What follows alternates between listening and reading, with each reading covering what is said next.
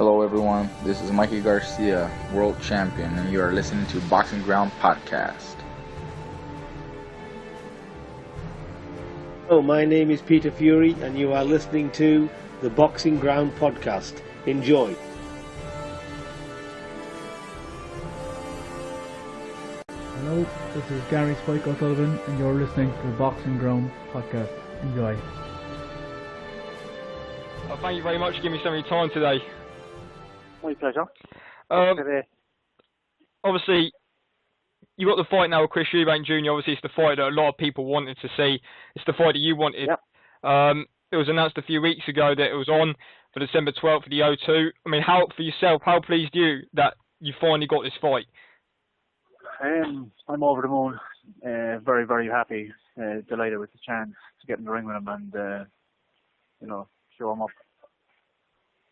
I mean, obviously there's been a lot of verbal exchanges, a lot of back and forth exchanges on Twitter between, obviously, yourself and obviously even his father, Chris Eubank English, has even said a few things. I mean, it's been going on for a while, so, I mean, how long has this been going on for yourself? I mean, has there been sort of things off Twitter, off social media that we haven't seen be going on? I mean, what kind of started this whole sort of rivalry between yourself?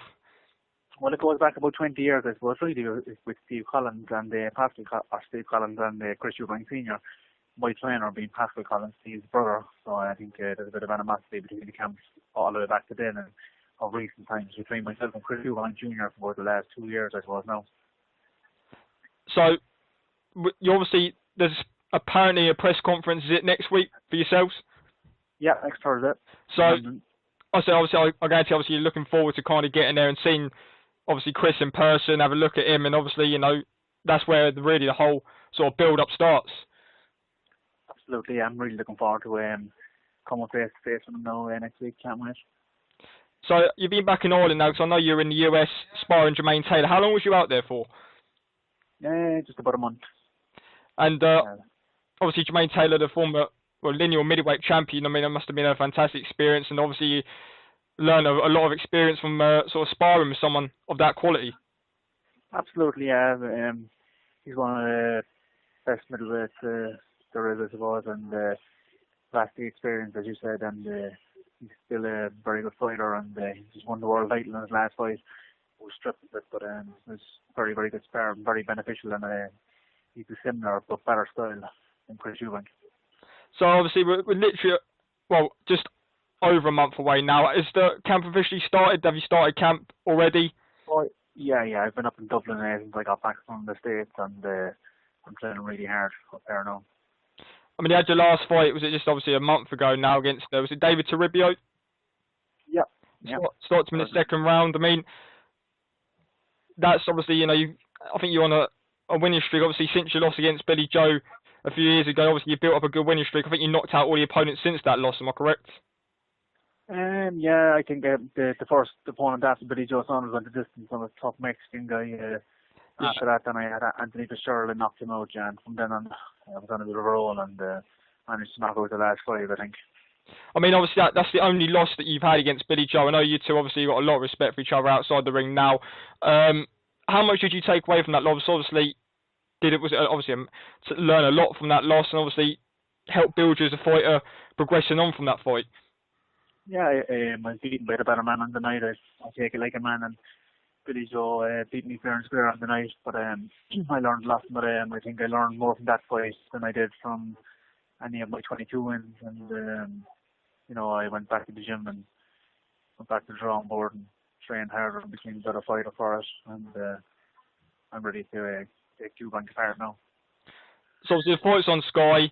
It's at the O2. Obviously there's a WBA final eliminator as well. What is the motivation? Is it just the fact that you want to beat Chris Eubank? Is the world title? Obviously I know for a fact that the world title is an ambition of yours for the future, but is it just kind of you want to beat Chris Eubank, concentrate on this fight, then whatever comes after will come after? Well, I'm delighted that it's a world title eliminator, but I won't be looking past Chris Eubank. I got to deal with him first and then go on to fight the winner of Daniel Jacobs and Peter Quinlan and fulfill my destiny and become middleweight champion of the world. I know you're fighting Chris obviously next, but as a fighter, how do you kind of assess Chris Eubank? How good do you think he is as a fighter overall? I know he lost to Billy Joe. A lot of people say it was a close fight. But as a fighter as a whole, how do you rate Chris Eubank? And obviously, how tough is this fight, do you kind of think? I think he's a pretty good fighter. I think he's overrated, though. I think he's been hyped up a lot, and his talent has been blown out of proportion, certainly. And, I've talked quite a few people that have sparred with him, and I've also sparred with myself, and I'm very confident that I'll beat him. I think he's not bad. He's not a bad boxer, but he's certainly overrated. Obviously, Simon Matchroom now as well. He's obviously on Sky, and Matchroom kind of building him up a lot. I know, obviously, we knew Chris for a while, since he obviously was with Warren and everything, and on Box Nation, but obviously it was kind of natural that Matchroom were going to build a lot of hype around him, get a lot of media attention around him. So, but and again, it's really a gain for your fight, because obviously there's a lot of hype around Eubank now, so it's only going to draw attention to your fight with him. Absolutely. What happened with Box Nation, we almost got the fight on Box Nation, me against Chris, but it didn't happen. I think it's for the better. It's with Sky Sports now, which is a far bigger platform and more spectators, and the best channel out there, in my opinion. And Sky Sports do a great job, and they promote all the fighters very well. And since Chris is fighting there, he's got a bigger name, of course, and we're Matchroom as well promoting. They're a very good promotion company, and it's good. Gives good exposure, and it's a great fighting on Sky. I know you fought on Sky before against Anthony Fitzgerald, where obviously you won that in the first round. Is this the second time you fought on Sky? This will be my third one now. It will be my third strike on Sky. I had 2 fights so far, one with Fitzgerald and one with Betancourt, who was a 31-1. I fought him for the WBA NABA title. I knocked him out in the second round, so maybe Eubank might get knocked out in the third, who knows. I mean,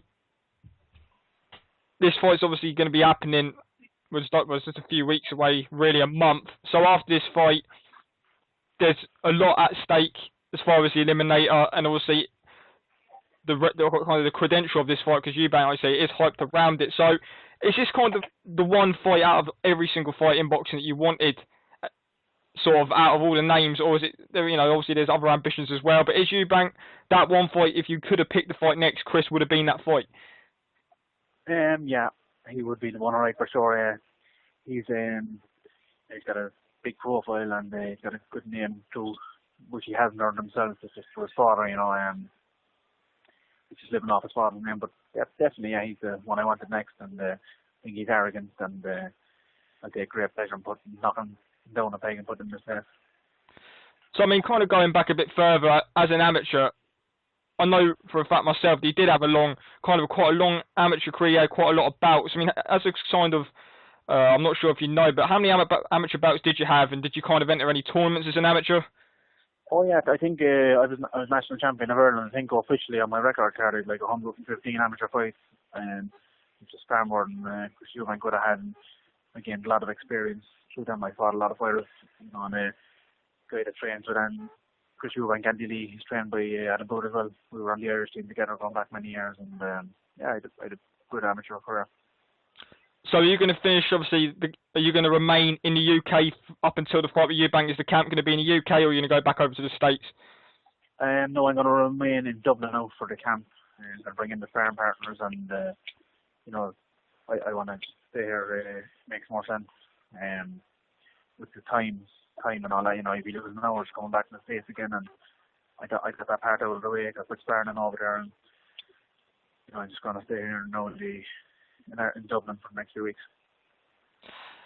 All right, well, Spike, wish you all the best in preparation for that fight. Definitely will be watching and tuning into the fight. It's one of the fights I want to see. Could even steal the show. I mean, obviously there's a lot of hype around it. So yeah, like I said, wishing you all the best for the camp. Wishing you good health, and hopefully we can speak to you again soon after the fight. Hopefully. Likewise, wish yourself good health, and everyone, all the rest of it. And thanks very much for bringing me up and giving me support. And I want this point to put on a good show, and be knocking out and see you from December 12th. No problem for having you on, Spike. Wishing you all the best with good health, and God bless you for coming on here. My pleasure. God bless you too, and talk to you again soon. Thank you very much. Thank you very much. Speak to you. Bye bye. Goodbye.